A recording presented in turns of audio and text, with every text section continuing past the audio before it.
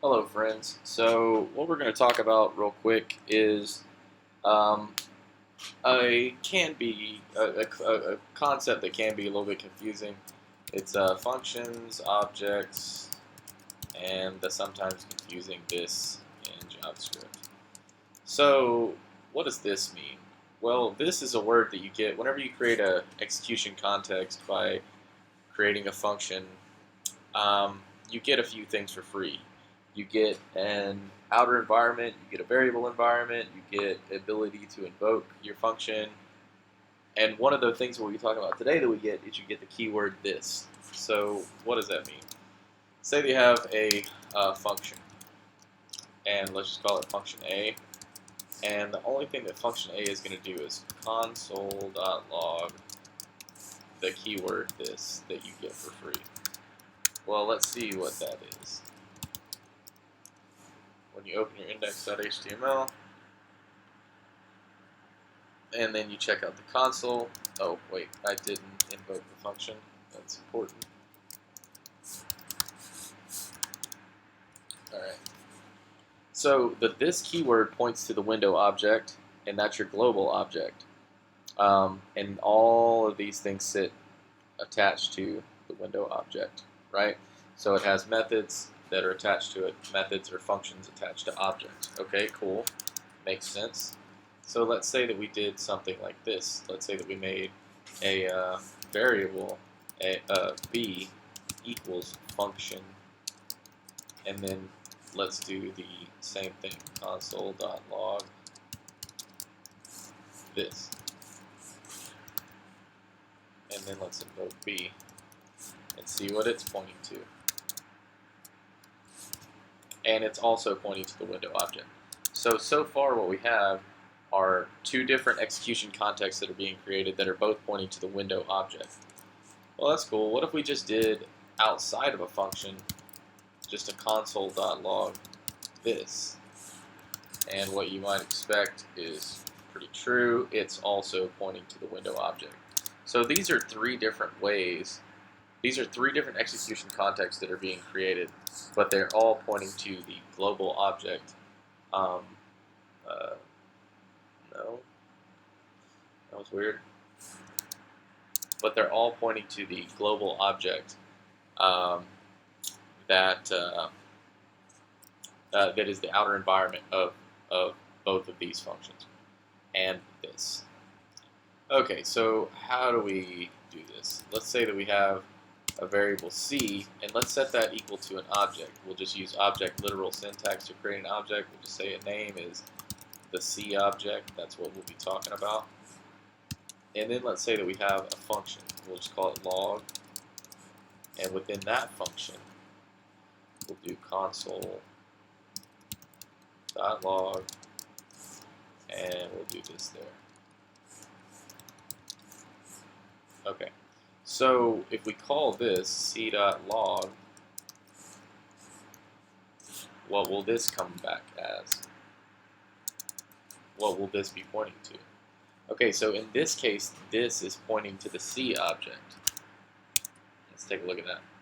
So right here, this, since this is a method on an object,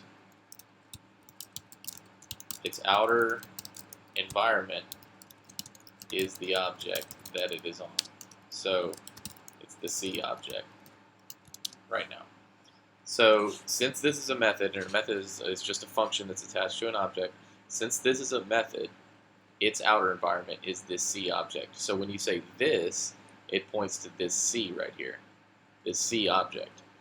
These, which sit global on the global execution context, point to the global window. So the window that this points to is window, and what this points to is the C object.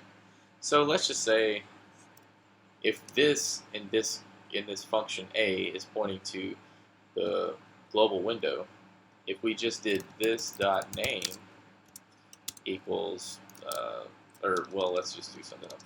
This dot new variable equals a new variable, and then down here we just did a console.log Well, we wouldn't even need to do that. Let's run this again. Let's take a look. All right. Let's go here.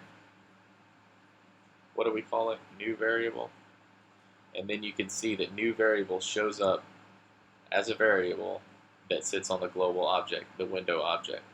So in that same way, if this is pointing to this C object, well then within this function, you can just go this.name equals updated the C object name,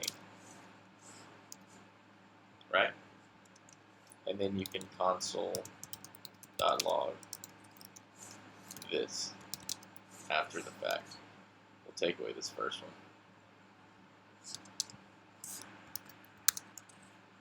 See it? Cool. So now we have, if we do console.log c.name, this is before the function is invoked. So at first it's just called the C object. Then when we invoke the function, it does update it when we console.log this again. It's updated the C object. Now that's the name. Okay, so that works. That everything's working properly as you would think that it would. So let's say that we wanted to change it again. And let's just say var setName equals another function within this function. And let's pass a variable of new name. And we'll do this.name equals the new name that we pass in. Seems reasonable. And then what we can do is we can invoke setName here with updated the C object third or another time.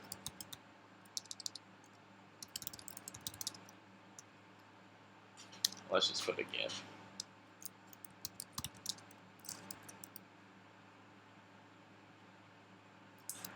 So let's see, and then let's console.log this again. Refresh. Well, that's odd. When we console.log it the second time, it should say updated the C object again. Unless this isn't pointing to this C object, and that's where the small bug in JavaScript lies.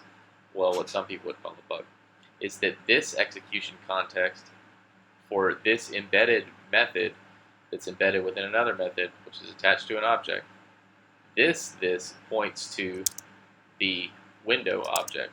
So if we go down here after all this and we just console.log this again, or we can put window, but we'll just put this, and we refresh, and if we go down here, I think I called it new name or name. Yep, see? It attached it along with our new variable to the global, to the window object. So a way to get around this is that within your function, instead of using the word this, because this in different, wherever it sits lexically within this function means that it points to, this points to different areas, you could just eliminate that, where lexically, if you put it right here, this, lexically, this right here, where it sits, will always point to this C object. So you just put var self equals this, and then just, you would have to go through each individual time, each individual time that you use self, you would just, you would just have to replace with self. Let me try and do this one more time.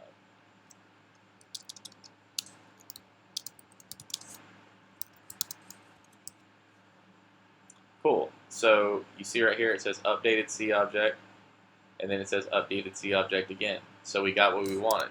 So this, using var self equals this within the method of the C object, is a way to get around crashing into namespaces for the word this when it's pointing to different environments, whether it be the global scope or this is pointing to the object.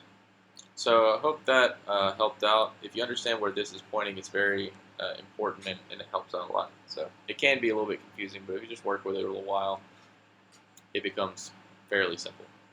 Cool, cool.